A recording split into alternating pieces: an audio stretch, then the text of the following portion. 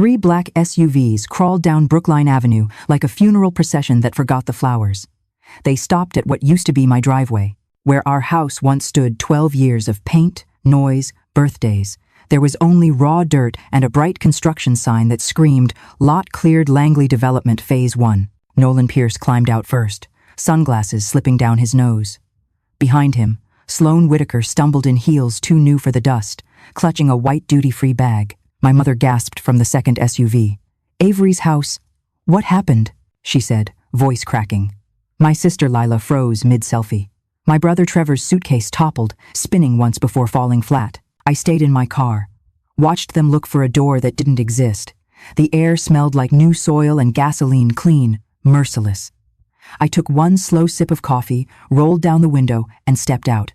"Not our house, Nolan," I said. "It belongs to Collins Studio Holdings. Remember that name." He blinked, confused. "What are you talking about?" I opened the folder in my hand. The post-nup shimmered in the sun. "You signed this 12 years ago. I just followed it word for word." Sloane frowned. "You're bluffing." I pressed a button on the small speaker resting on my hood. Nolan's voice filled the empty lot. "Once I pull the equity from her place, we're done. She won't even see it coming." Then Sloane's laugh, sharp as glass. "Terrible, but I love it." "Evelyn," my mother whispered. "Oh my God." Nolan lunged forward. "Where did you get that?" "From the man you used to be," I said. "Before he turned into this." Wind tore through the lavender scarf at my mother's throat. The only sound was the sign creaking in the breeze. I turned back to my car, the coffee still hot in my hand. "Consider this the controlled demolition," I said. "Everything rotten gone." Their silence followed me like ghosts as I drove away, past the empty lot that used to be home. If you've ever been betrayed by someone you trusted, hit like and subscribe, because this story is just getting started. People think betrayal happens in one violent moment, one text, one kiss, one lie. But it doesn't. It's slow, like a ceiling leak you ignore until the plaster caves in. When Nolan and I first met, we were both interns in different corners of Boston. He in marketing, me in architecture. I liked that he asked real questions. He used to sketch beside me on napkins, pretending to understand blueprints. "You build things," he said once. "I sell dreams. Maybe that's the same job." Back then, it sounded romantic. Now, it just sounds like a warning I didn't catch. We married young. We bought that 2-story colonial on Brookline Ave when interest rates were still kind. I painted the front door navy, planted lavender for my mother, and left one light burning every night so Nolan would never come home to darkness. 12 years later, that same light felt like it was mocking me. Work was my gravity. Collins Studio became everything I'd ever wanted: clean lines, clients who trusted me, projects that touched the skyline. Nolan said he was proud, but I saw how his smile tightened each time I made the news. He liked being Mr. Collins until people forgot his last name was Pierce. The distance crept in quietly. At first, he worked late. Then, weekends. Then, entire holidays. He always had a client event or a conference that somehow never had photos. I'd cook anyway. Old habits die slower than love. He'd text at midnight, "Don't wait up." I'd leave his plate in the fridge next to a half-used bottle of white wine, like proof I still believed in us. My family made it worse. Mom Evelyn was raised on the gospel of keeping men comfortable. "You can be brilliant," she'd tell me. "Just don't make him feel small." My father stayed mostly quiet, the kind of silence that keeps peace but kills daughters. Lila thought Nolan was so sophisticated, like a walking LinkedIn post. Trevor saw him as an ATM. And me? I was the reliable one. The one who'd always pick up the tab, fix the roof, calm the storm. Every Thanksgiving turned into a subtle roast. Mom would say, "Lila knows how to keep her man happy, right, honey?" While Nolan chuckled and poured himself another drink. I'd smile, because that's what good daughters do, smile while bleeding. I remember one December night, Nolan came home smelling like hotel soap and exhaustion. I asked if he wanted dinner. He said, "No, I'm fine," eyes never leaving his phone. I joked, "Who's got you so busy, Mr. CEO?" he said, without looking up. "Someone who actually listens." The words hit like a punch wrapped in silk. I froze, spoon still hovering over the pot. He laughed, said it was a joke, but something in his eyes told me it wasn't. That's how it started. The erosion. 1,000 paper cuts disguised as conversations. Still, I stayed. Because you don't leave when you're tired, you leave when you're empty. The first crack appeared 2 years ago, during the Harbor Spire project. I was running on 4 hours of sleep, juggling investors and zoning meetings, when I noticed a $7,800 withdrawal from our joint account. "Just hotel expenses," Nolan said. Had to book last minute. But the statement listed 2 guests. I didn't say a word. I just noted the date, the city Chicago, and the way he flinched when I said I'd be there next month for a conference of my own. By then, I had already started documenting things. I didn't know why. Maybe survival has a rhythm long before you realize you're dancing to it. There was one photo I kept looking at, the one from our 10th anniversary. We're at a rooftop bar, Boston Harbor glowing behind us. My lipstick smudged on his cheek, his hand around my waist, tight. Everyone said we looked happy. I can see it now, the distance in his eyes, the way his body leaned just slightly away from mine, like he already knew he was leaving. I used to wake at 3 a.m. and reach across the bed. Cold sheets. That's how love dies. Not with screaming, but with silence, measured in inches. The first time I saw Sloane Whitaker was on Instagram. Nolan had tagged a photo from work drinks. She stood next to him, laughing. The kind of laugh women use when they want the room to notice. I didn't like her smile. It looked like she already owned the punchline. I didn't confront him that night. I watched, learned, took notes in silence. You can't out-yell a liar, you out-document him. Every receipt, every email, every hotel point he thought I wouldn't notice, I saved. There's power in patience. By the second year of the Harbor Spire project, Nolan's business trips had rhythms, same airline, same hotel chain, always returning on a Thursday night, smelling faintly of cologne I never bought. I once found a hair tie wedged between his briefcase and charger. Blonde, smooth, unfamiliar. He said it was the cleaning staff's. I smiled, nodded, and filed it in a Ziploc bag with the date written on a sticky note. People think architects design buildings, but really, we design control lines, load, limits. I started applying that to my life. I kept the marriage standing, the way you shore up a cracking wall, bracing it until demolition day. At home, silence was the main language. Dinners shrank to take-out boxes eaten in separate rooms. He'd hum, scrolling through his phone, and I'd stare at the muted TV, reading captions like prayers. My mother called every Sunday, asking if Nolan and I were trying for a family yet. She said it like a test I was failing. "Mom," I'd say, "we're barely in the same time zone." She'd sigh. "Marriage is work, Avery. You don't just tear things down." Funny. She always loved preaching about not tearing down walls. Then came the Christmas that broke me. I bought Nolan a custom watch engraved with "Always Us." He didn't even open it. He just said, "Let's skip gifts this year, okay?" Money's tight. Money wasn't tight. I'd just closed a deal worth 7 figures. I knew then he wasn't saving, he was stockpiling. For someone else, I found proof in February. A forgotten iPad synced to his messages. One thread. Sloane. Her texts were poetry and betrayal. "Croatia's booked. You told her yet?" His reply. "After the sale. She'll be fine." It was all there, dates, lies, plans. The wedding in Croatia wasn't just an affair, it was an ending, dressed up as paradise. I stared at that blue bubble conversation until my coffee went cold. I didn't cry. I just felt hollow, like someone had scooped the inside of me out and left the shell standing. The next day, I told myself, "Wait, don't explode, architect it." I spent the next months observing from the edges. He became reckless. Posted a story once, just a glimpse of a hand with a ring that wasn't mine. When I confronted him lightly, he smirked. "You're overanalyzing again. Not everything's a blueprint." I wanted to tell him everything is, especially revenge. My family didn't help. Evelyn had decided Nolan was the perfect son-in-law. She adored how he made the family look polished. Lila practically flirted with him at dinners, laughing too loud, calling him Mr. Charmer. I'd catch her stealing glances, like she was testing boundaries just because she could. Trevor kept asking Nolan for career advice, code for quick money. They all believed him over me. Why wouldn't they? He smiled better. When I tried to tell my mother I was unhappy, she waved it off. "Every man looks sometimes. You just have to make home worth coming back to," I asked. "And what if home is the reason he leaves?" She didn't answer. One night, after another silent dinner, I drove aimlessly and ended up by the pier. A demolition crew was taking down an old warehouse. The noise was thunder, mechanical, and final. On the fence hung a sign, "Controlled demolition section by section." The words burned into me. It wasn't chaos. It was planned destruction. Safe. Necessary. That's when I decided. If Nolan wanted a clean break, I'd give him one on my terms. But first, I had to understand how much of the wreckage had my name on it. I combed through our finances, realized every property, every asset tied to Colin's studio was filed under my premarital company registration. My lawyers had made me do it years ago. Nolan thought paperwork was boring. He'd signed anything I put in front of him. That mistake would cost him everything. The final straw came 3 weeks before their Croatia trip. I got a text from Lila. "Can you transfer $2K? Nolan says your joint card's maxed, but he'll pay you back." He had asked my sister for money. Using my account, that's when I felt the switch flip. The old Avery died that day, the one who tried to fix, to understand, to be enough. The new one took notes. She started sketching a blueprint no one else could read.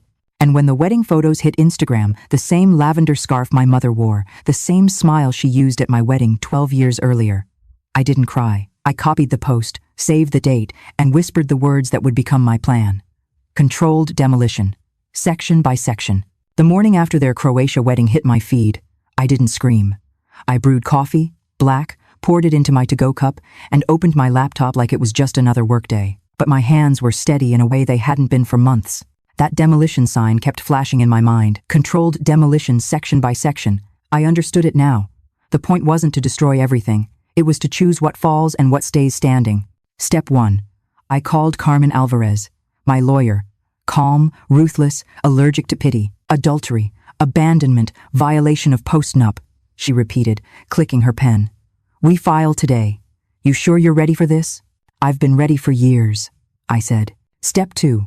Collect proof. Every lie Nolan built was a brick I could use against him.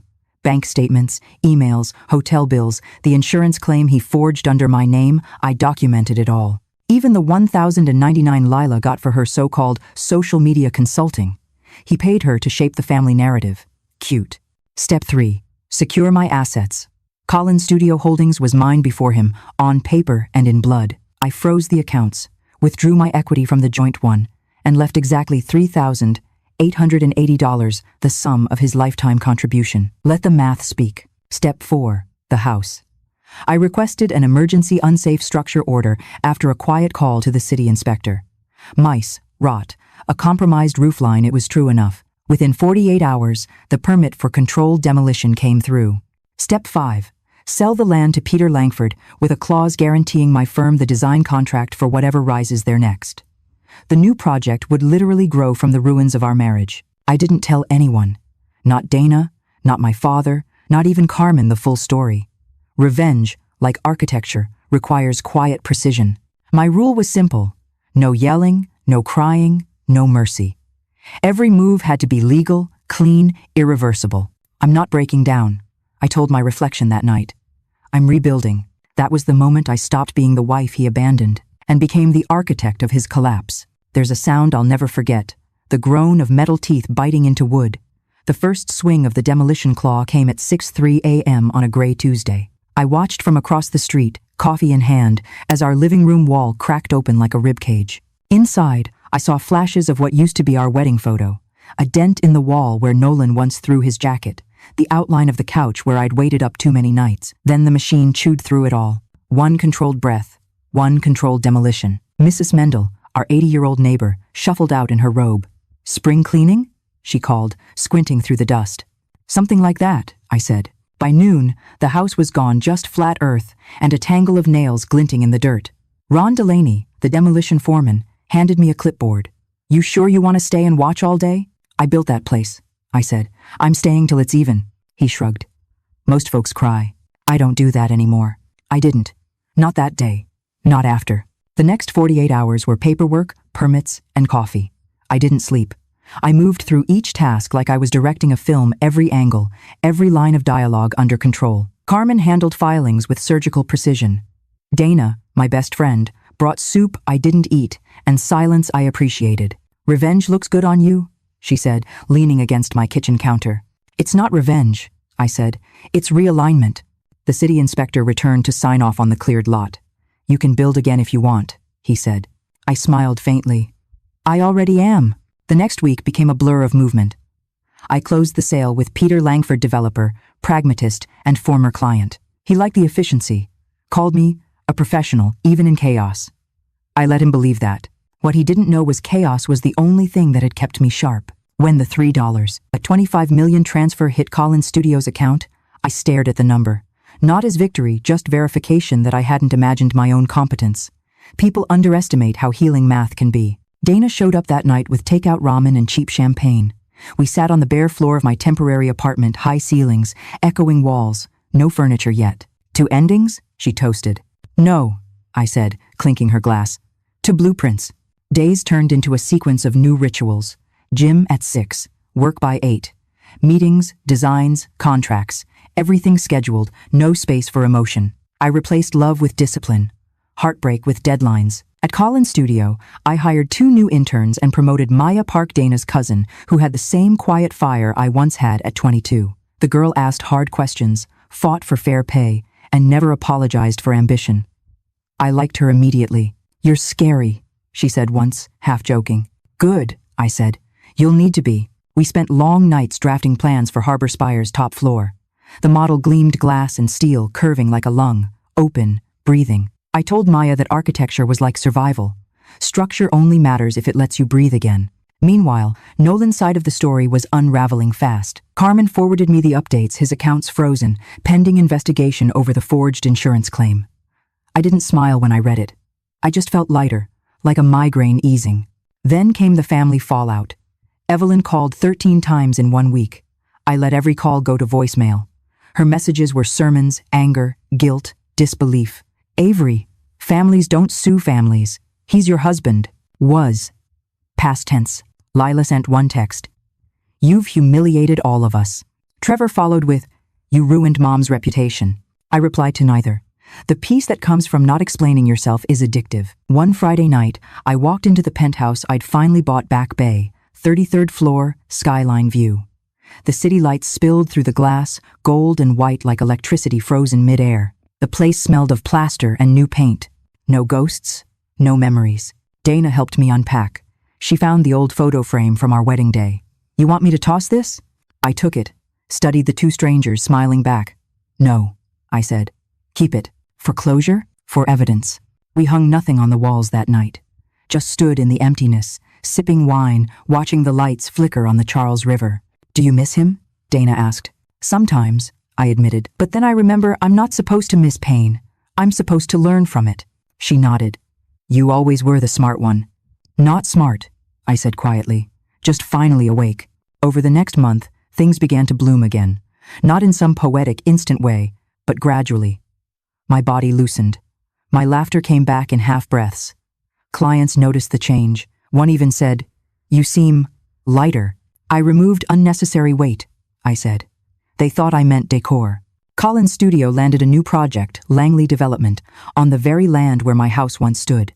I would be designing the future on top of my past.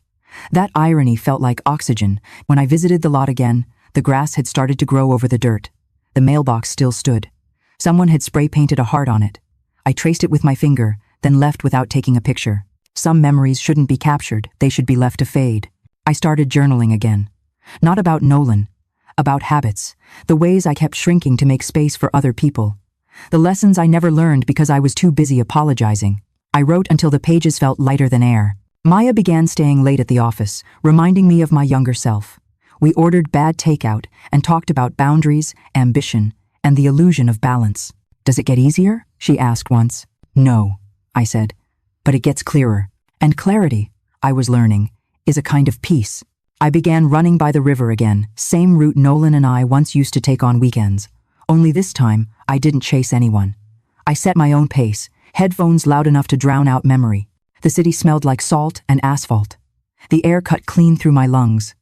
For the first time in years, I wasn't thinking about survival. I was thinking about what comes after. That's when Carmen called. News for you, she said, voice sharp with satisfaction. Nolan's company's imploding. Investors pulled out after the forgery leak. He's officially toxic. Good, I said. You're cold, Collins. No, I replied. I'm finally room temperature. But peace is never permanent. Not when people realize you've stopped bleeding for them. That's when they panic. The first text came from Nolan himself.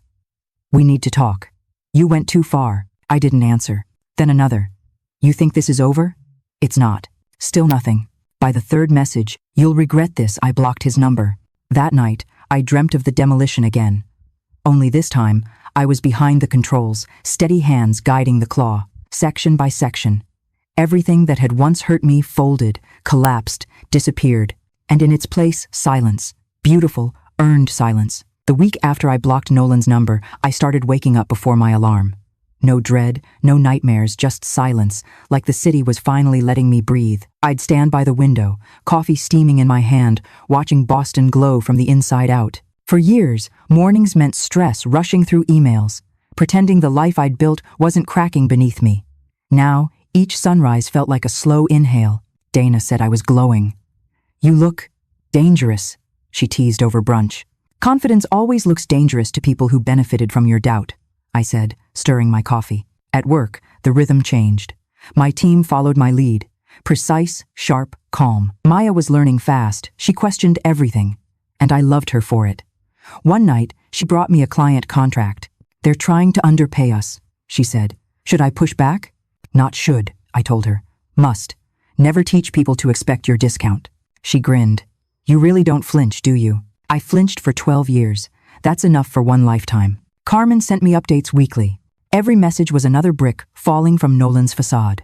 The insurance forgery investigation was underway. His employer had suspended him pending internal review.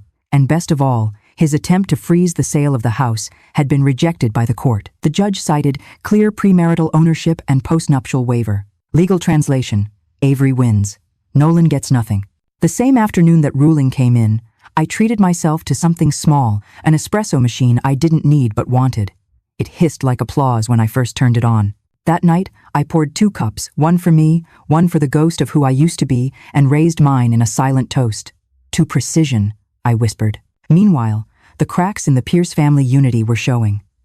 Lila's 1,099 payments surfaced in discovery.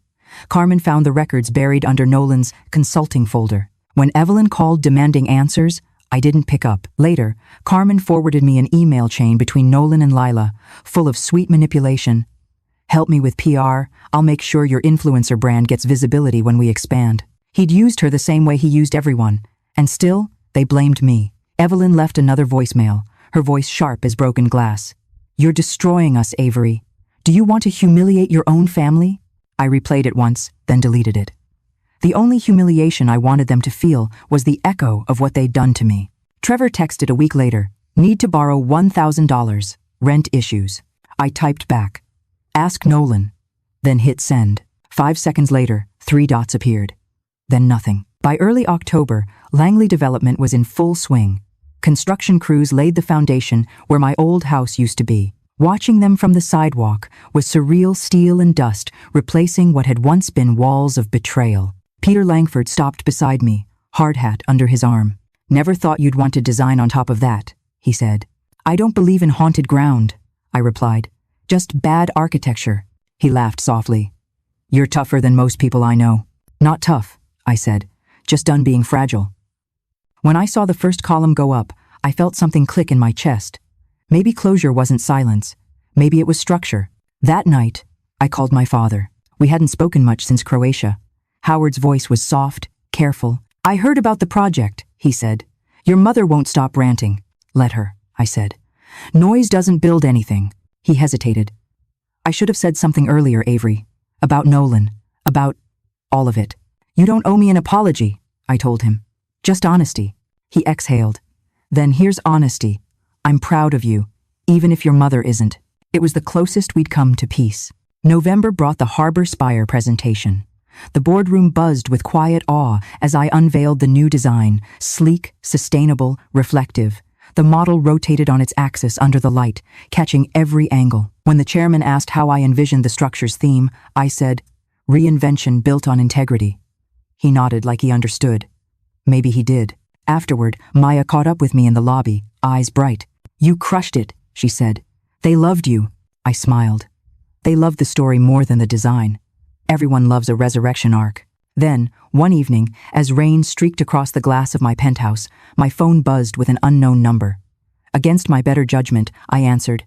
"Avery," Nolan's voice rasped. "We need to talk." I didn't speak. "I lost everything," he continued. "The job, the accounts. Clara's gone too. She found out about the prenup. Her father cut her off. I need help." There was a pause, a silence begging for sympathy. "You texted me once," I said finally. "Said when something's old, it's dead to you." He hesitated. "I didn't mean." "I know. I interrupted. You never mean it until you lose the benefit. Click. I hung up.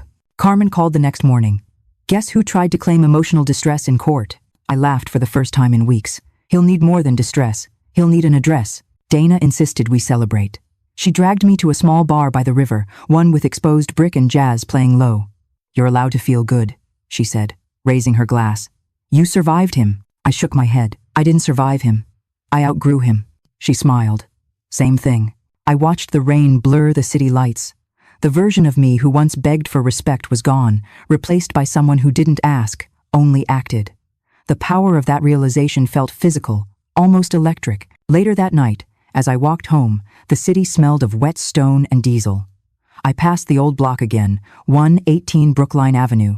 The construction lights glowed against the rain. I stopped in front of the mailbox, still standing, streaked with mud. It had survived the demolition, somehow. I brushed my fingers across its cold surface. A delivery notice was taped to it. Langley Development Site Inspection Monday. Progress. By December, Collins' studio was everywhere. Magazines, trade shows, interviews. People loved the woman who tore down her own house to build her future. They called me ruthless, visionary, unbreakable. They weren't wrong, but they weren't right either. The truth was simpler. I was just done pretending weakness was virtue. Maya became my right hand. One afternoon, she stormed into my office, waving an email. They're lowballing again. Want the full design package for half price. I looked up from my laptop. Then they don't get me. Write this back. Excellence isn't negotiable. She grinned, typing furiously. You're kind of terrifying. Good, I said. That's how you survive. Later that night, she handed me a coffee before heading out. You know, she said, you make people believe they can start over. Only if they're willing to burn what was killing them, I said.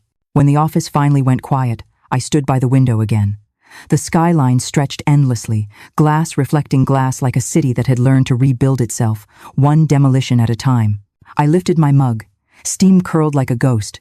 The taste was bitter, grounding. Somewhere below, I heard the hum of machinery still working through the night, laying foundations where the past used to stand. And I realized this was peace. Not the absence of noise, but the control of it. I was still the architect. Only now, I was building something that would never collapse under anyone else's weight again. It started with the calls. The first came at 7:12 a.m. on a Wednesday. My phone lit up with, Mom. I watched it ring until it stopped. 30 seconds later, it buzzed again. Then again. I finally picked up on the fourth. Avery? Evelyn's voice cracked between fury and tears.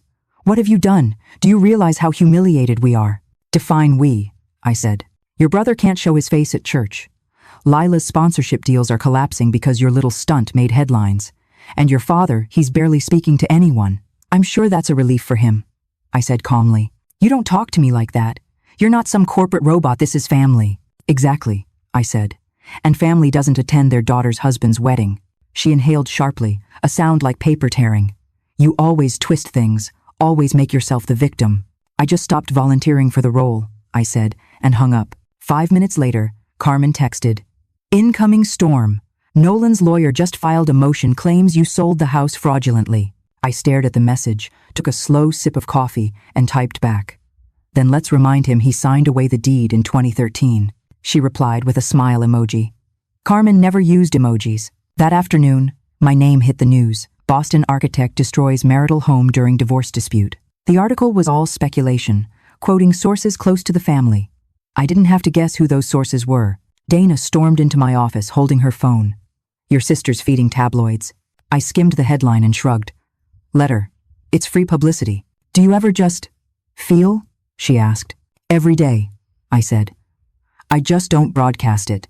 That night, when I finally turned my phone on again, 27 missed calls blinked across the screen, half from unknown numbers, the rest from people who'd once called me sweetheart. Trevor left a voice message. You think you're better than us? You're not. You're cruel. You owe us for everything you have. Everything I have. The words echoed. He meant the tuition, the rent, the endless loans I'd given him while he spent nights drinking with friends who still lived off their parents. I deleted the message. At 2 a.m., unable to sleep, I sat on the balcony overlooking the city. Wind rattled the glass. I replayed Evelyn's words, Trevor's voice, the headlines, all of it pressing like static inside my skull. For a second, I almost dialed Nolan's number. My finger hovered over the call icon. Then I looked at the cup on the table half empty, the Collins Studio logo gleaming under the streetlight. My pulse steadied. That cup wasn't just caffeine anymore. It was proof of discipline, the small daily symbol that I could keep control. I set the phone face down, no calls, no contact. Instead, I opened my laptop and wrote 3 lines in my private journal. They want chaos. I'll give them order. They want emotion.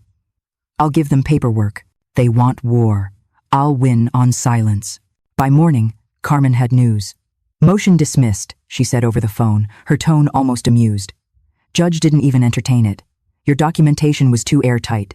Good, I said, slipping on my coat. Also, Nolan's lawyer hinted he might go public interviews, sympathy tour, the works.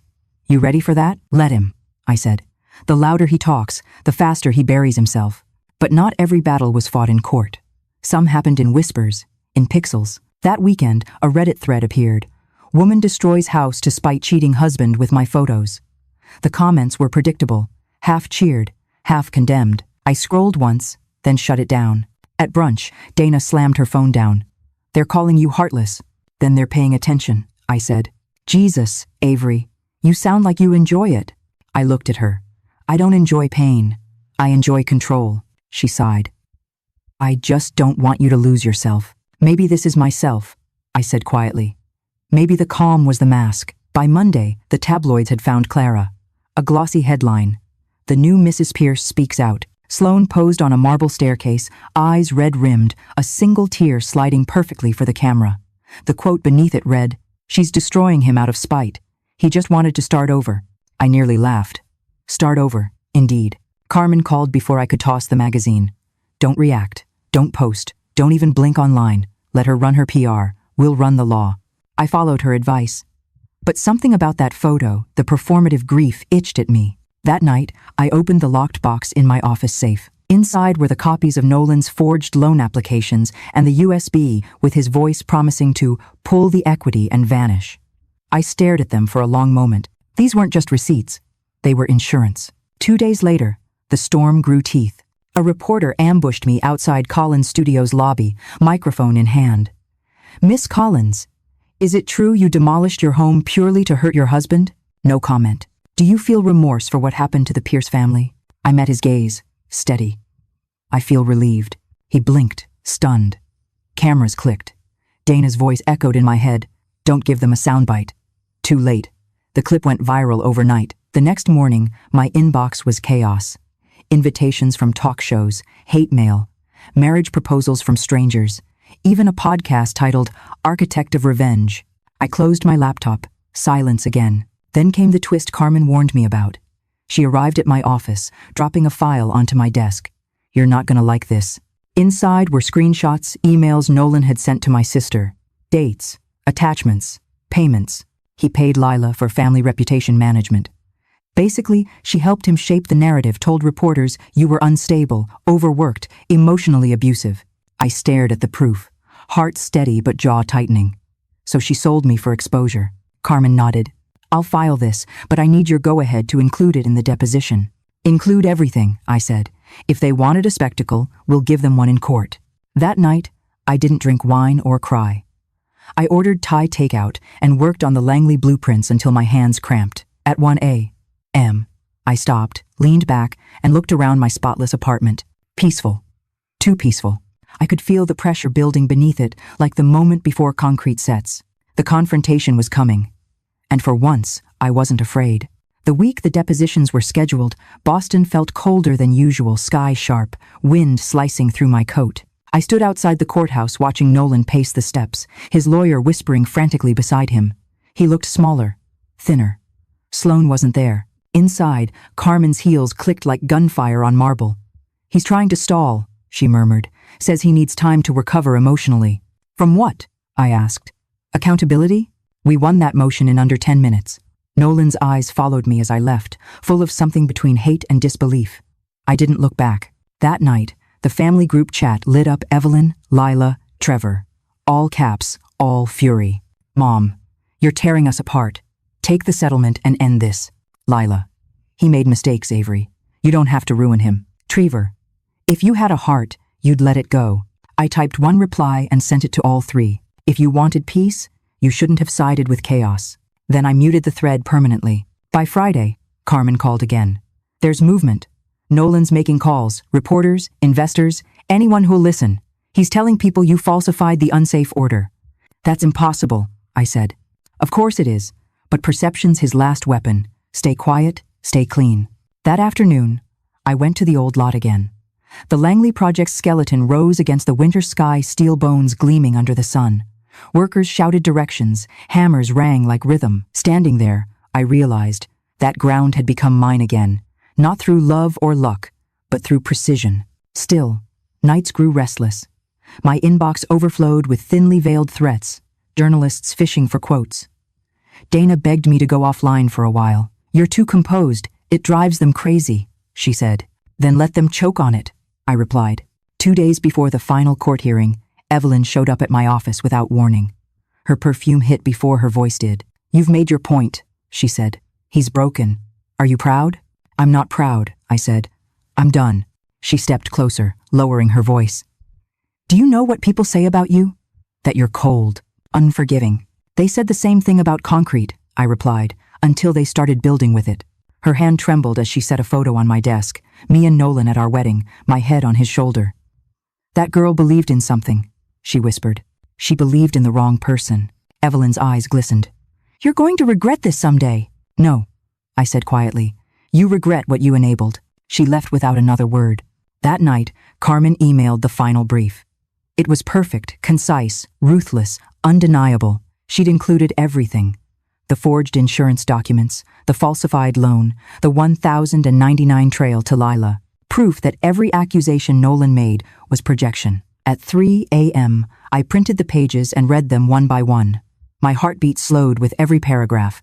Revenge wasn't rage, it was evidence. The next morning, Nolan's lawyer tried one last tactic: settlement.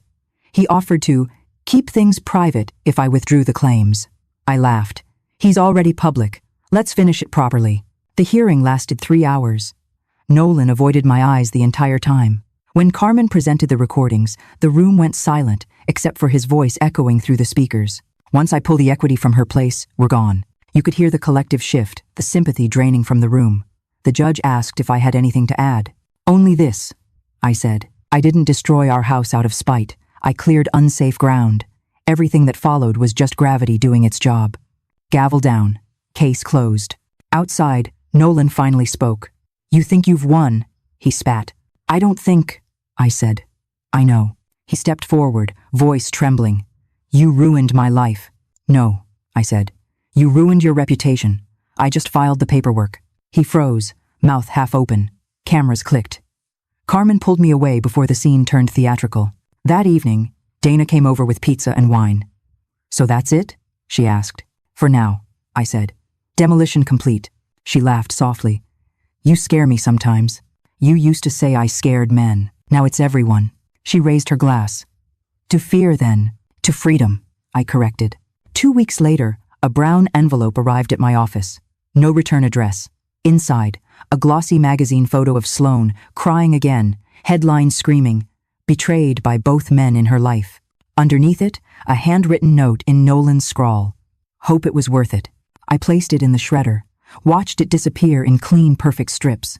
But later that night, as I stared at the city from my balcony, a flicker of doubt tried to surface, small, unwanted.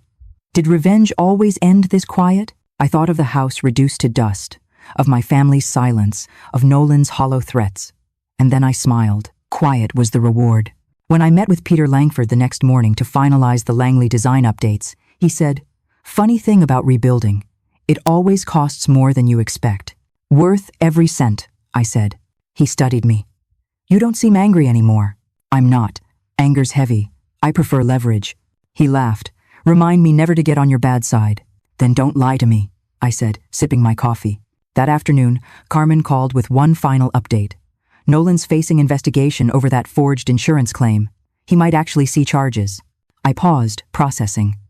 "So it's really over." "Legally, yes. Emotionally, you tell me." I looked out the window.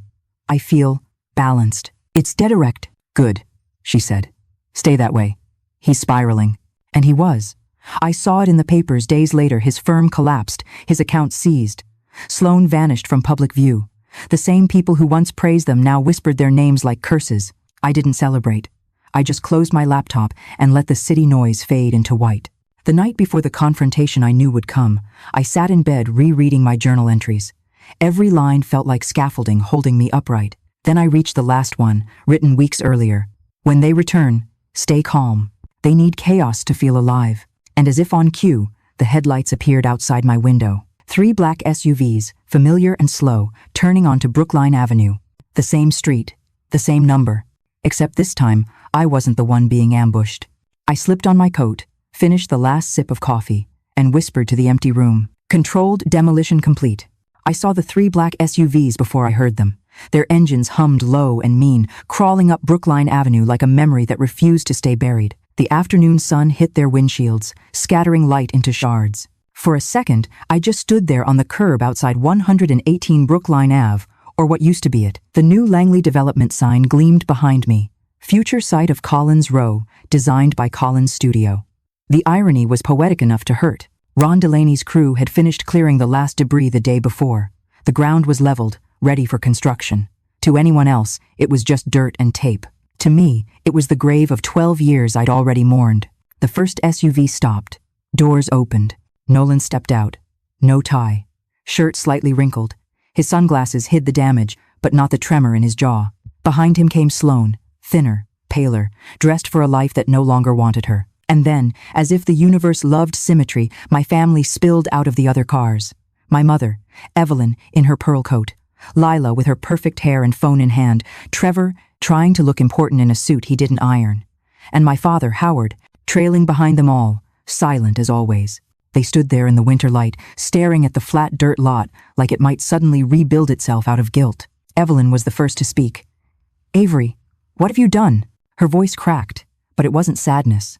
It was disbelief that she couldn't control the narrative anymore. I didn't answer right away. I took one slow sip of coffee, the same to-go cup I always carried, then set it gently on the hood of my car. The logo gleamed under the sun. "This isn't your home," Evelyn said again, her tone breaking into accusation. "You destroyed everything." "No," I said quietly. "I removed what was rotten." Nolan stepped forward. "You think this is justice? You humiliated us on purpose." "Correction," I said. "You humiliated yourself when you said, 'Once I pull the equity, we're gone.'" His face went white. Sloane's head snapped toward him. "You recorded that?" she hissed. "I didn't need to," I said. "You did it for me." She blinked, confused, then I reached into my coat pocket and held up a small black speaker. The same one from that morning months ago. I pressed play. Nolan's voice crackled. "Once I pull the equity, we're gone." Sloane's laugh followed, cold and delighted. "Terrible, but I love it." The sound filled the air. It wasn't loud, but it carried. People walking dogs slowed down. 2 workers from the new site stopped mid-step. The entire block went silent, except for the wind. When the recording ended, I turned the speaker off. Evelyn's mouth opened, closed, opened again. That's private." "Not anymore," I said. Sloane was the first to crack. "You had no right. That was personal. So was my marriage," I cut in. "You didn't seem to care about rights then." Nolan's composure faltered. "Avery, listen, don't call me that," I said. "You lost that privilege with the house." He took another step toward me. "You can't just erase history." "I didn't erase it," I said. "I archived it and filed for demolition." Behind him, Lila muttered something under her breath. Evelyn turned sharply toward her. Quiet. I caught the look, the unease. Guilt. "Something to add, Lila?" I asked. She froze. "No." Carmen had once told me there's a special kind of silence when guilt enters the room, not loud, but heavy. I could feel it now. Howard, my father, shifted awkwardly. "Avery," he said softly. "Maybe we should all calm down." "I am calm," I said. "I've been calm since the day you all left for Croatia." Trevor scoffed. "You sound insane." "No," I said. "I sound like someone who stopped financing your life." His mouth twisted. "You think you're better than us?" "No," I said. "Just freer." Evelyn took a step forward, gripping her scarf. "You're destroying your own bloodline." "Then maybe it's time for a transfusion." Nolan's jaw tightened. "This isn't over." "Oh, it is," I said, pulling the folder from my bag. 12 years, 3 properties, 1 company, and exactly $3,880 contributed by you. I tossed the folder onto the dirt. That's what your signature is worth. He stared at the papers, confusion turning to rage. You planned this? Yes, I said simply. Controlled demolition, section by section. The phrase hit him like a slap. He knew it. He'd seen the sign, heard the echo. Sloane laughed bitterly. You think you've won because you built a few buildings? You're still alone. Better alone than surrounded by parasites, I said. Her face twisted. You ruined him. No, I said. He did that himself. She stepped closer, trembling. You don't scare me. I'm not trying to, I said. Fear implies you still have something to lose. She raised her hand like she might slap me, but Nolan grabbed her wrist. Don't, he muttered. Smart move, I said. Howard finally spoke again. Avery, enough. This is public. You're making a spectacle. It was always public, I said. You just cared more when the shame wasn't yours. For the first time, he didn't look away. You sound like your mother. No, I said. I sound like myself. Evelyn's eyes burned with tears. We came here to ask for peace. Peace is earned, I said. You chose sides. There was a pause, the kind that stretches seconds into minutes. Then a man's voice broke it. Excuse me, said Peter Langford, stepping out of a nearby car, holding a clipboard. Miss Collins, I just came to drop off the final specs for the site. He looked around, realizing the gravity of the scene. Oh, am I interrupting something? Not at all, I said, taking the folder. Evelyn frowned. Who are you? Peter Langford, the owner of this property. Nolan blinked. Owner? Peter nodded politely. Bought it last month. Collins Studios handling the design. The color drained from Nolan's face. You sold it? I did, I said, to someone who knows how to build instead of steal. He took a shaky step back. That's my home. It was, I said. Now, it's a development site. You can't. I can, I interrupted. And I did. Because unlike you, I signed things that mattered. Sloane's voice cracked. You're a monster. No, I said. I'm an architect. The wind picked up. Evelyn's scarf whipped around her face, lavender against the gray sky. The same scarf she'd worn in Croatia. The same one that used to hang in my old hallway. She clutched it tighter, her voice trembling. You've embarrassed all of us. Then maybe next time, I said softly. Choose better company. Lila turned suddenly toward Nolan, anger flaring. You said this would be handled quietly. He spun on her. And you said you'd manage the PR. Evelyn gasped. What are you talking about? Lila froze. Nothing. Tell her, I said. Lila's face went pale. He paid me, okay? For reputation management. I didn't think. Evelyn staggered back. You took money from him? Nolan shouted. She volunteered. No, Lila said, eyes darting. You said you'd ruin me if I didn't help. The air went electric. Trevor muttered, oh hell, under his breath. Evelyn turned toward me, her voice breaking. You planned this? You waited for this moment? Yes, I said. Because you all needed to see what truth looks like when it stops apologizing. Nolan's control cracked. You're crazy. Maybe, I said, but at least I'm honest. He lunged forward. I didn't flinch. Carmen's voice in my head reminded me, never meet chaos with chaos. Peter stepped between us. Back off, Mr. Pierce. Nolan glared, chest heaving. You think you're untouchable? I know I am, I said. Because everything I did was by the book. Every form, every permit, every clause you never read. Sloane shouted. You can't just erase people like they're blueprints. That's the thing about blueprints, I said. You redraw them. The silence that followed was absolute. Even the wind seemed to hold its breath. Finally, I reached for my coffee, lifted it to my lips, and said the only line I'd rehearsed. I don't owe you my silence anymore. Then I turned, slid into my car, and shut the door. Through the windshield, I saw them standing there, a cluster of people who once defined my life, now reduced to noise. Nolan shouting, Sloane crying, Evelyn clutching her scarf, Lila frozen, Trevor pacing, Howard motionless. I started the engine. The sound cut through the tension like a verdict. As I pulled away, I glanced in the mirror. The old lot disappeared behind a cloud of dust. The road ahead was clean, empty, bright, and for the first time in 12 years, I didn't look back. I didn't get far. 2 blocks maybe. The light turned red, the engine idled, the coffee trembled. I could have kept going. I could have let dust settle behind me and called it done. But demolitions aren't finished until the last wall is down. I U-turned back toward 118. The SUVs were still there. The group Nolan, Sloane, my mother, my siblings looked smaller now, like figures in a shaken snow globe. I parked and stepped into the cold. Breath fog, door thud, surgical quiet. Peter Langford waited by the fence. 2 neighbors had drifted over Mr. Crowley with his phone up, Mrs. Mendel in slippers. Let them film. Truth travels better than gossip. Nolan saw me. You came back to gloat? No. To finish the paperwork. He laughed once. What paperwork? I lifted 3 cream envelopes. 1 for you, 1 for Sloane, 1 for my mother. Evelyn stiffened. Don't drag me into... You boarded a plane to Croatia, I said. You were already in.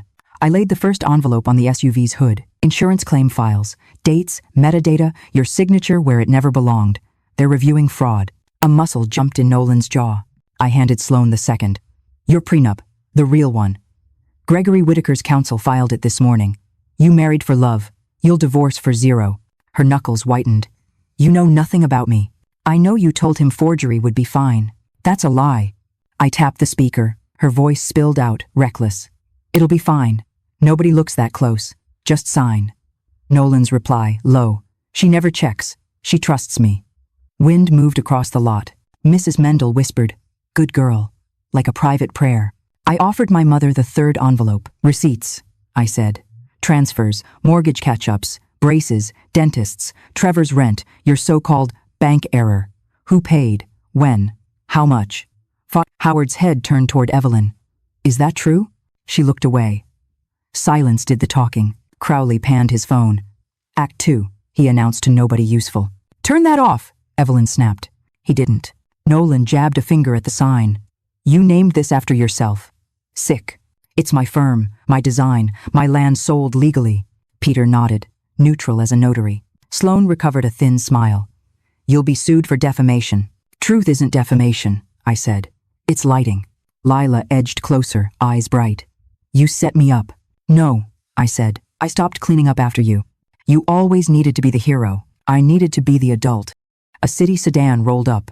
A man in a Navy windbreaker flashed a badge. Daniel Ortiz, building safety. Miss Collins, here's the final sign-off. He handed me a folder, roof rot photos, moisture readings, stamped orders, a clean chain of custody. Nolan snorted. You thought of everything.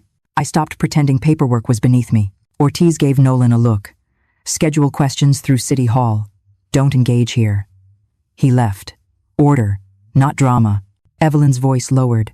How long have you planned this?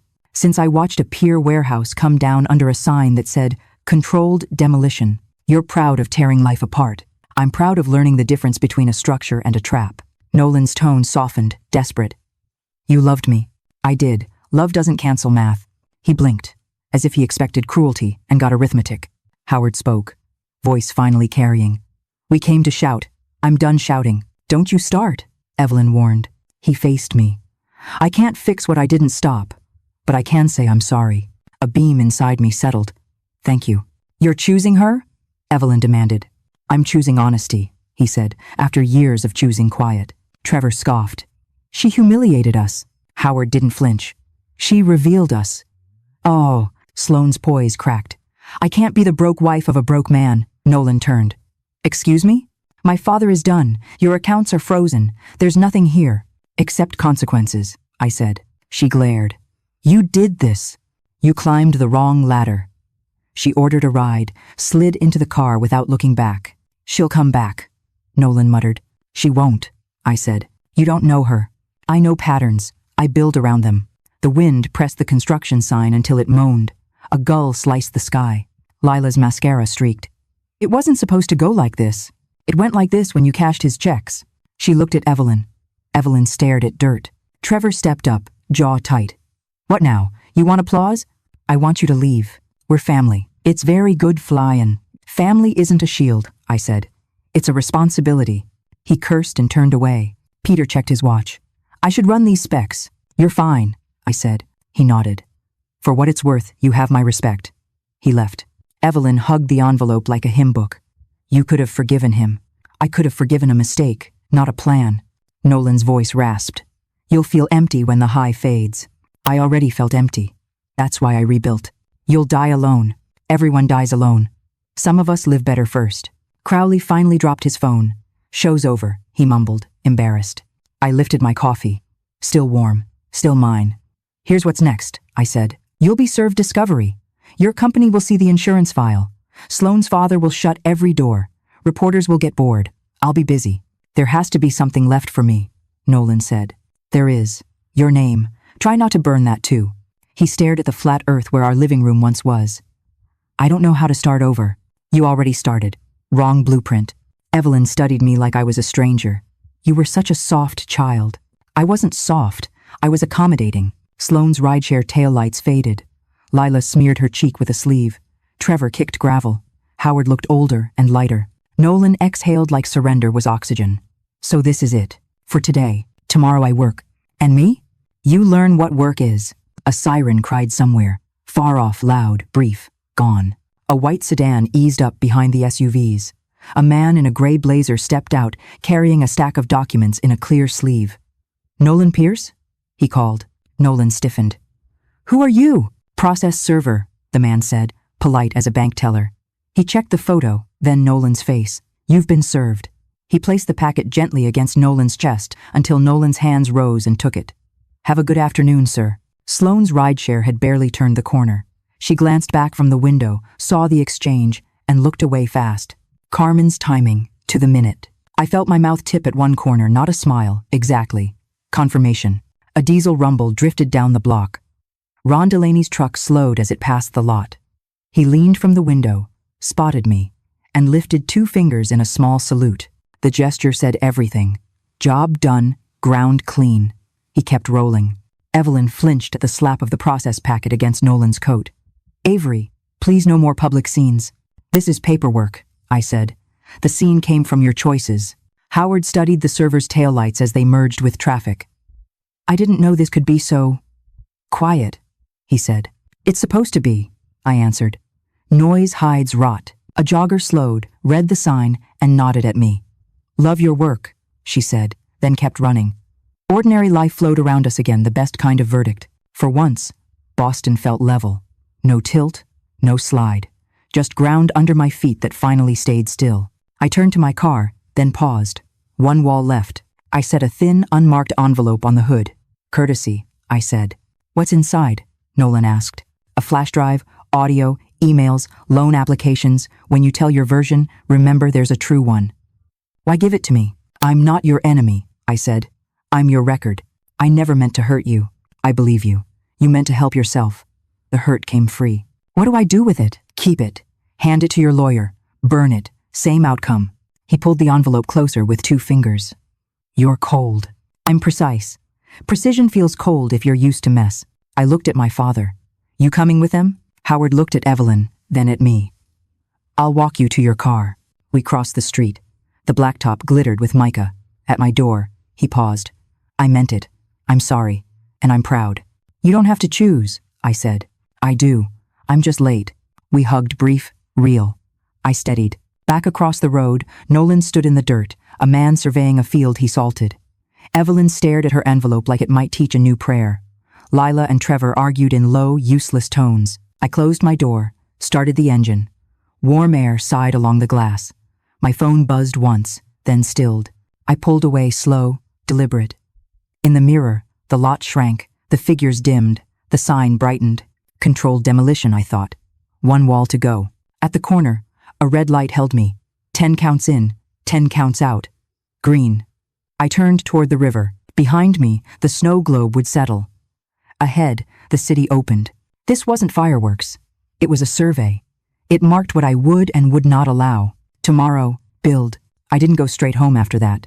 My hands were steady on the wheel, but my pulse kept time with the wipers. The sky hung low, gray, just warm enough that the snow melted on contact and turned the windshield to static. Boston looked different now, like a city I'd never really lived in until that moment. Every building, every crane, every window I'd once passed without thinking seemed to whisper the same thing. You survived yourself. I pulled into a diner I used to stop at years ago, back when Nolan and I were still pretending to be happy. The neon flickered open 24 hours. Inside smelled of burnt coffee and fried dough. I sat in the same booth where he once told me he loved how uncomplicated I was. That used to feel like praise. Now it just sounded like an insult wrapped in nostalgia. The waitress, same one from back then, poured me coffee without asking. Haven't seen you in a while. Honorable. Been busy, I said. She nodded toward the newspaper under her arm. You're that architect, right? The one who took down her own house? I smiled faintly. Guess that's me. Well, she said, topping off my cup. Sometimes things need tearing down before they're worth living in. I stayed for an hour, long enough for the adrenaline to fade into a heavy quiet. I didn't replay the confrontation in my head. I didn't need to. Every word had landed exactly where it belonged. Precision, not passion. That was the difference between collapse and control. When I finally stepped back outside, the air bit sharper. Snow had started falling real now, not melting. Tiny white pieces drifting over asphalt and memory. I let them touch my face and melt against my skin. It didn't feel cold. It felt clean. By the time I got home, night had swallowed the city. The penthouse was still, humming with the soft machinery of heat and distance. My phone blinked on the counter, 10 missed calls from unknown numbers, one from Carmen. Her voicemail was short. Congratulations. It's done. The judge signed the final decree. Check your inbox. We won every count. I listened twice. Then I poured a glass of wine and opened the window. The wind carried a faint echo of sirens, laughter, and 1,000 other lives going on. For once, I didn't feel like I was standing outside them. I was simply standing. I should have felt triumph. I didn't. What I felt was equilibrium, the sound a pendulum makes when it finally stops swinging. I thought of Nolan then. Not with hate, not even pity. Just curiosity, like you might think of a name carved on an old building. I remember when that meant something. 2 days later, the press caught the scent of his downfall. Pierce Industries under investigation. Source confirms forgery. Sloan Whitaker returns to Whitaker estate without husband. Every headline felt clinical, distant, almost merciful. The story wasn't mine anymore. It belonged to the public record. Dana came over that night with Thai food and champagne.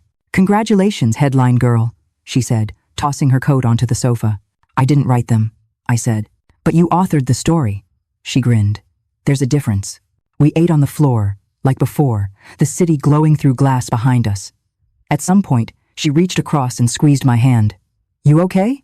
I think so, I said. Not happy? I'm neutral. She laughed. That's such an Avery thing to say. Neutral. You make balance sound like revenge. Maybe it is, I said. Peace is the longest revenge there is. That weekend, I went back to the construction site one last time. The crew had set up floodlights that cut through the fog, making the ground shimmer. The foundation was already marked with stakes 8 rectangular outlines, the beginning of Collins Row. My future was literally mapped in chalk. Ron Delaney waved when he saw me. Didn't think you'd show. I like watching things start, I said. He nodded toward the empty plot. Funny, ain't it? A year ago, this was somebody's house. It still is, I said. Just not in the same way, he chuckled. Whatever makes you sleep at night. It's not sleep, I said. It's peace. As I turned to leave, I saw movement by the curb. Nolan, alone. No SUVs, no family. Just him in a coat too thin for the cold, hands shoved in pockets. He looked older, like time had finally caught up to him all at once. His eyes found mine through the fence. Carmen told me you might come, he said. His breath fogged the air. She doesn't speak for me. I know. He stepped closer. I just wanted to see what's left. Nothing for you. He nodded. I figured. We stood in silence, the kind that used to choke us in our kitchen. This time, it felt like distance, not tension. Everything's gone, he said finally. The house, the job, the accounts, even Sloan. She was never yours, I said. Maybe not, but you were. No, I said. I was loyal. You confuse that with ownership. He stared at the ground. You really don't miss it? Any of it? I took a long breath. Sometimes, but I don't miss me in it. That's the difference. He laughed once quiet, broken. I guess you got what you wanted. I got what I earned. He nodded, eyes glassy. What happens now? I build, I said simply. That's what I do. And me? That depends on whether you ever learn to stop taking what isn't yours. For a long second, he just stood there, head bowed, the snow catching in his hair. Then he said, I never thought you'd be the one to destroy me. I met his eyes. You built the fire. I just turned off the smoke alarm. He exhaled, almost a laugh. You really don't have any forgiveness left, do you? I do, I said. Just not for you. He flinched, then nodded, understanding. Goodbye, Avery. Goodbye, Nolan. He turned, walked away into the snow, and for the first time since I'd known him, he didn't look back. The next morning, I got a message from Carmen. Charges filed. He'll be negotiating plea terms by next week. I typed back, understood. Nothing else. Later that day, Peter Langford dropped by the studio to finalize the contract for Collins Row. He glanced at the model on the table, the glass and steel taking shape under my pen. "Never seen anyone channel a personal apocalypse into something this beautiful," he said. "It's all about load-bearing truth," I told him. He smiled. "You're dangerous in the best way. I prefer efficient." When he left, Maya walked in with coffee. "They approved the new designs," she said. "Of course they did. You're scary, you know that? Scary is just another word for certain." She set the cup on my desk. "I hope I'm like you someday." "No," I said, meeting her eyes. "Be smarter than me. Learn before it costs this much." That evening, I visited my father. He'd moved into a small apartment near the river, nothing fancy, but peaceful. We ate Chinese takeout while the news murmured in the background. He set down his chopsticks. "Your mother's leaving," he said quietly. I figured. She said she can't live with someone who chooses sides. "And you?" "I'm done living without a spine." We shared a silence that didn't hurt. Then he smiled, a small, sad, honest smile. "You remind me of my mother," he said. "She built ships in a dockyard during the war. Said you never cry over splinters when you're building something that floats." I laughed softly. Then I'm in the right family after all. Back home, I opened my journal one last time. The pages were filled with fragments, dates, thoughts, lines from nights I'd nearly broken. I wrote a final entry. "Controlled demolition complete. Rebuilding underway. No survivors needed, only architects." Then I closed it, slid it into a drawer, and let it rest. I made a single espresso, the hiss of the machine steady as breath. Outside, cranes blinked their red lights across the skyline, tiny constellations of effort and resilience. I walked to the window, coffee in hand, and looked down at the city, my city now, because I'd earned my footing here. The old lot glimmered under floodlights miles away, the outlines of new townhouses already visible. The sign would go up next week. "Collins Row, where strength begins." I raised my cup in a quiet toast, not to victory, to endurance. The air smelled faintly of rain on concrete. Somewhere below, a piano played from a bar slow, deliberate notes that could have been sorrow or peace, depending on who listened. For me, it was both. I whispered to no one. They thought they broke me. They built me. The city lights blinked back like applause. And just like that, 12 years collapsed into one moment of stillness. I took another sip, set the cup down, and walked away from the window. The last thing I heard was the faint hum of the heater, steady and warm. No more ghosts, no more waiting, just foundations and the sound of something new beginning to rise. It happened 3 days after the confrontation, when I thought the noise had finally quieted. I was in the studio, surrounded by blueprints and soft light, reviewing cost projections for Collins Row. The city outside was a pale, steady hum. For the first time in years, silence didn't feel like waiting. It felt like balance. Then, Carmen walked in without knocking. Her trench coat was wet from snow, her eyes sharp and unreadable. "Tell me you're sitting down," she said. I set my pen down. "You only say that when it's about to get interesting." She tossed a file onto my desk. "It's about to get surgical." Inside were transcripts, emails, voice notes, recordings. My name appeared, so did Nolan's and Sloane's. But this time, there was a fourth player. Lila. Carmen pointed to the top page. "Turns out your sister didn't just take money. She coordinated with a PR firm that tried to fabricate a mental health narrative, label you unstable, controlling, emotionally unfit for business leadership." My stomach didn't drop. It just hardened. "So they tried to gaslight the public." "Worse," she said. "They pitched the story to 2 tabloids. One declined after I threatened legal action. The other bought the package. I shut it down this morning." I flipped through the pages, scanning Lila's name, the transfer amounts, the emails.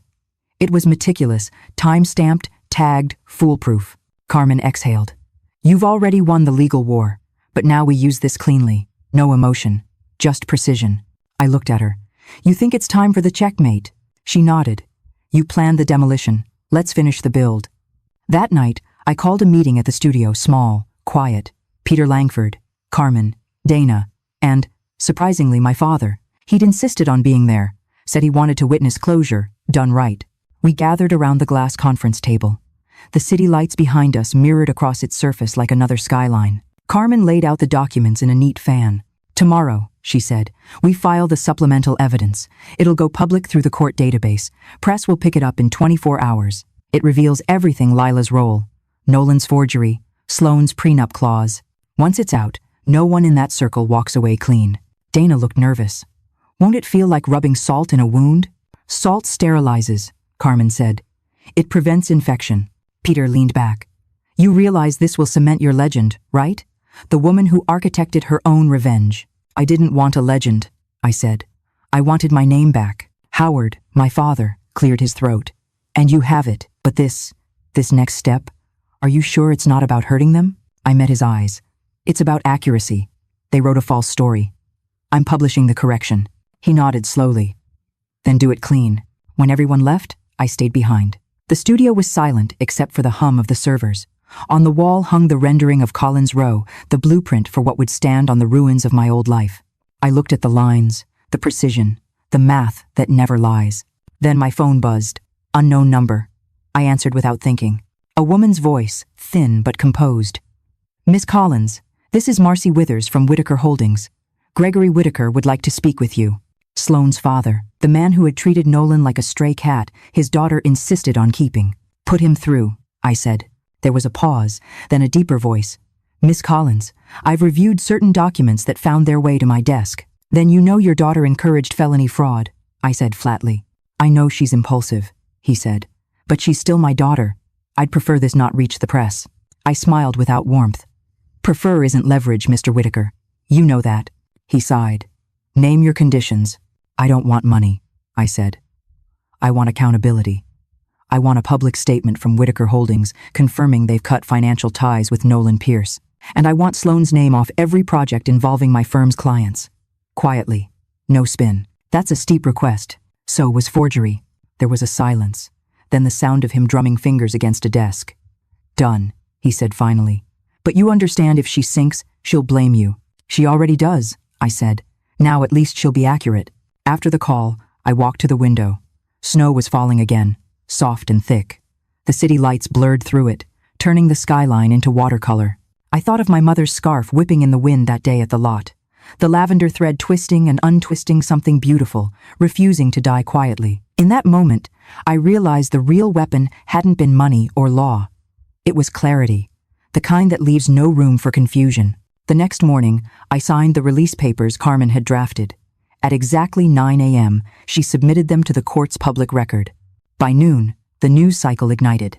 New evidence in Pierce case reveals PR, fraud and forgery trail. Source confirms Collins' studio cleared of all allegations. The same outlets that once speculated about my meltdown now ran headlines calling it a masterclass in composure. Dana texted, "They finally know the truth." I replied, "I didn't need them to, but it's nice that they caught up." At 4, Carmen called. "We just got confirmation Whitaker Holdings severed all contracts with Nolan and Sloane. The industry's distancing fast." "Good," I said. "Clean exits make better stories." That night, when I closed the studio, I felt something rare. Not release, like the air had finally emptied of static. The countermove wasn't noise or spectacle. It was silence. Truth dropped into the system, self-sustaining, irreversible. The story had reached equilibrium. 2 days after the filings went public, I woke to a knock at my apartment door. When I opened it, a man in a navy overcoat stood there, holding a cream envelope and a polite, tired smile. "Delivery for Miss Collins," he said, "from Whitaker Holdings." I signed, closed the door, and slit the seal with a letter opener. Inside was a single page on heavy paper embossed with the Whitaker crest. Effective immediately, all joint ventures, promotional partnerships, and fiduciary associations between Whitaker Holdings and Nolan Pierce are terminated. We acknowledge misrepresentation of assets and unauthorized financial conduct tied to Mr. Pierce's actions. We commend Ms. Avery Collins for her professionalism during these events. Signed, Gregory T. Whitaker, CEO. At the bottom was a handwritten line, something he didn't have to include. "You were right about control. It's not about power, it's about precision." I read it twice, folded it carefully, and tucked it into a folder labeled After. For 12 years, Nolan had been the ghost in every deal, every family dinner, every self-doubt. Now, he was just a case number, a footnote in a corporate statement. By that afternoon, the media storm reached its peak. Pierce under investigation for insurance fraud. Whitaker heiress cuts husband loose. And the headline that made me laugh under my breath, "The woman who demolished everything and built again." Dana sent a screenshot with a row of clapping emojis. Carmen just texted, "Told you precision wins." Howard called that evening. "I saw the article," he said, voice softer than it had been in years. "Your mother's furious. Says you humiliated her. I didn't write her lines, I said. He chuckled quietly. No, but you edited the ending. I smiled. Someone had to. He paused. She left, packed 2 suitcases and went to stay with Lila. Let them keep each other company. I suppose they will. Then, almost shyly, you were right, Avery. Silence was the real weapon. The next morning, I went into the studio early. The winter light was thin and silver, reflecting off models and glass. Maya was already there, sketching at the drafting table, earbuds in, swaying slightly to music I couldn't hear. She looked up. Boss, you're trending? Don't remind me, I said, hanging my coat. They're calling you the Ice Architect. I laughed. Sounds like a bad superhero movie. Yeah, she grinned, but you'd be the one who wins. We reviewed drawings for Collins Row, finalizing the interior flow. While she measured, I noticed her tracing every line twice, careful, deliberate, exact. I saw myself at 25, before I forgot that precision could be power. You're good, Maya, I said.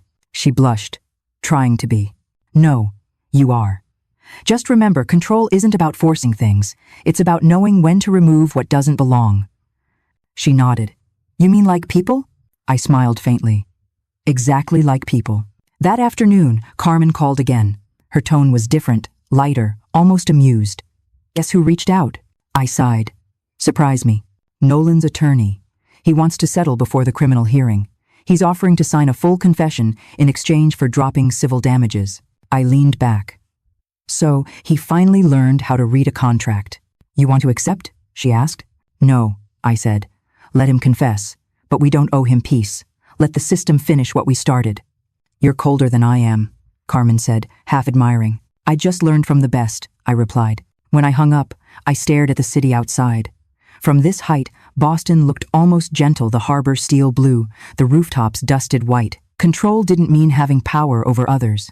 It meant no one could take away your stillness again. That evening, I received an anonymous email. No subject line, no signature, just an attached audio file. Against my better judgment, I played it. Sloane's voice came through, low and furious. He lied to me, said the money was his, that she wouldn't fight back. Now my father's cut me off because of him. If he thinks I'm going down alone, he's insane. Another voice, her friend maybe. What are you going to do? Sloane laughed, cold. I'm not done yet. Let's just say Nolan won't be the one doing the talking when this hits court. The recording clicked off. For a second, I just sat there, the quiet pressing in. Then I smiled, small and sharp. The empire of liars was eating itself alive. I forwarded the file to Carmen with one line. Keep this. Might need it later. Later that night, I went walking along the river. The air was cold enough to sting, but clean. I passed the row of cranes at the Collins Row site, their booms rising like patient sentinels. Floodlights painted the mud in silver streaks. It looked almost holy. A truck pulled up near the fence. Ron Delaney stepped out, cigarette glowing in the dark. He spotted me, lifted a hand. Couldn't stay away, huh? I wanted to see the foundation before the pour. He nodded. Solid base. Took the weight test like a champ. Good, I said quietly. It's all about the base. He smiled. That it is. Funny thing about demolition, you learn that what holds the longest ain't what's pretty, it's what's aligned. He flicked ash, then looked at me. You aligned now, Collins? For the first time, I said. He grinned. Then you'll be fine. I stayed there after he left, listening to the low hum of the generators, the slap of water against the embankment. My life, once so full of noise and people demanding more, was finally an even rhythm. Above the site, the first sign of dawn softened the sky. It looked like clean paper, waiting for new lines. I turned toward home, my shoes crunching over frost. The world wasn't fixed, it was rebuilt. And this time, every bolt was mine. 6 months later, Boston smelled of salt and spring. The city had thawed, and so had I. Collins Row stood halfway built, steel ribs reaching toward the pale sky, cranes pivoting like watchful guardians. Every time I passed the site, I slowed down, just to hear the rhythm of work, the clang of metal, the hiss of welders, the deep heartbeat of rebuilding. I'd moved into a new apartment smaller than the penthouse, but warmer. Plants on every windowsill, a piano in the corner, secondhand and slightly out of tune. Dana joked it was too quiet for someone who once made headlines for detonating her own marriage. I didn't detonate, I said. I excavated. She'd laughed, pouring us wine. Same noise, different intention. My life had become a steady loop of small rituals. Morning coffee before sunrise, checking site updates with Maya. Lunch breaks that actually involved food instead of just emails. Evenings spent teaching Howard how to cook something beyond takeout. My father had changed more than I expected. Freed from Evelyn's constant judgment, he'd developed a new kind of gentleness, quiet but certain. Sometimes he'd drop by the studio unannounced, bringing homemade soup and stories about his childhood in Maine. One afternoon, while we watched the workers pour concrete, he said, "You know, for years I thought holding peace meant avoiding conflict. Turns out peace just means telling the truth and staying when it echoes." I looked at him, smiling. Then we both learned late. He squeezed my hand. Better late than loyal to the wrong silence. Carmen still handled my legal matters, though these days our conversations were shorter, efficient, almost friendly. She'd just been offered a partnership at her firm, partly thanks to the Pierce case's visibility. "You know, they call it the controlled demolition in legal circles now?" she told me over lunch. "Catchy," I said. "Sounds like a Netflix true crime doc." She smirked. "Don't tempt fate." We clinked glasses. She had become, in her own way, family the kind you choose after realizing blood doesn't guarantee loyalty. As for my actual family, things had settled into a fragile truce. Lila and Trevor stayed mostly silent. Occasionally, I'd receive a photo from Lila, her new apartment, her dog, a half-hearted, "Hope you're well." I replied politely. Some bridges aren't worth rebuilding. They're worth turning into memorials. Evelyn remained a shadow presence letters with no return address, full of scriptures about forgiveness and unity. I didn't reply. Forgiveness had already happened. It just didn't include reunion. Professionally, Colin's studio was thriving. Peter Langford's trust opened New Doors projects in New York, a coastal hotel design in Maine, a museum renovation in D.C. But my favorite was still Colin's Row. Not for the profit, but for the metaphor. Building 8 townhouses on the ashes of betrayal. Maya had grown into a sharp project, lead fearless in negotiations, confident in presentation. Watching her stand before a room of investors reminded me why mentorship mattered. After one particularly tough pitch, she turned to me and whispered, "You think I was too blunt?" "No," I said. "You were clear. Clarity scares people who profit from confusion." She grinned. "So I'm learning from the best." That night, she sent me a photo of the project model captioned, "Every structure needs a strong foundation." "Thanks for teaching me that." I didn't reply immediately. I just saved the photo, heart heavier than expected. For years, I'd been tearing things down. Now, watching someone I'd taught build something right that was the real redemption. One evening, I received a short text from an unknown number. "We made mistakes. I'm sorry for mine. N." I stared at it for a long moment, thumb hovering. Then I typed back, "When something's rotten, you can't unrot it. You just clear the ground." Then I blocked the number. I didn't hate Nolan anymore. Hatred had too much weight. What I felt was distance, a quiet, irreversible kind. Sometimes, in another life, maybe we could have built something honest. But that life collapsed the moment deceit became routine. You can't rebuild on dishonest soil. That weekend, I took a solo drive up the coast. The ocean had always been my reset button, the sound of waves rearranging what life couldn't. I stopped near a cliff overlook, where the air smelled of salt and rain. I pulled out my sketchbook, the same one from years ago, and drew, not buildings this time, but lines that looked like sound waves. When I finished, I wrote beneath it, "Silence that heals, not hides." The sun dipped low, bleeding gold into the water. I realized I was smiling, not the cold smile people once feared, but something softer, something earned. When I drove back that night, Boston glowed ahead like a constellation. I rolled down the window, let the air rush in, and thought, maybe peace isn't the opposite of pain. Maybe it's the proof you survived it. By early summer, Colin's Row was nearly finished. The facades gleamed pale under the sun, windows tall and clean, the kind that made you believe in second chances. I stood across the street in my hard hat, watching the crew install the final balcony rails. Every clang of metal sounded like punctuation this chapter. Sealed. When the last panel went in, I took a slow breath and said quietly, "That's it." Maya turned toward me, dust on her cheek, eyes bright. "You did it." "We did," I corrected. "Every inch of this came from the ground we cleared." She smiled. "How's it feel?" "Solid," I said, "like standing somewhere that won't give way again." That night, we held a small gathering on the top floor of the corner unit, the first completed townhouse. The air smelled of fresh paint and champagne. Carmen was there, Dana, my father, Peter, the whole design team. Someone played soft jazz from a phone speaker, and for the first time in a long time, I laughed without restraint. Dana raised a glass. To Avery, architect survivor, queen of calm destruction. Everyone cheered. I rolled my eyes, smiling. Let's drop the destruction part. Carmen grinned. Never. It's your brand now. Even Howard joined the laughter, something I hadn't thought I'd see again. He'd started volunteering at a community build project, teaching teenagers carpentry. Feels good to make something again, he'd told me earlier. I believed him. Later, when the guests thinned out, I wandered to the balcony. The skyline shimmered like it was breathing. Below, the city pulsed with normal life cars, laughter, someone shouting for a cab. For years, that noise used to feel like pressure. Now it felt like belonging. My father came to stand beside me. You remember when you said you'd never forgive me? I remember saying I wouldn't forget. He nodded. That's fair. He looked out at the lights. I don't think peace means starting over. I think it means living without the urge to explain yourself. I smiled. Then I think I'm finally peaceful. A week later, Architectural Review ran a feature titled Collins Row, Building Where Trust Once Collapsed. The writer described it as a monument to renewal, rooted in precision, not perfection. I cut the page out, framed it, and hung it by the elevator in the studio. That same morning, I found a small box on my desk. No name, no note. Inside, my mother's lavender scarf, washed and folded. The faintest scent of her perfume lingered on the silk. I held it for a moment, neither sad nor relieved, then draped it over the back of my office chair. Some symbols don't vanish, they evolve. When I turned, Maya was standing at the door, watching. You okay? She asked. Yeah, I said, just closing a loop. On the last day of construction, I walked through every finished townhouse alone.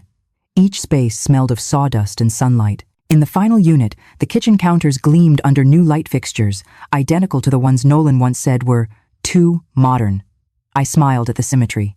I left a single coffee cup on the counter, white porcelain, simple. Not the to-go cups of chaos, but something permanent.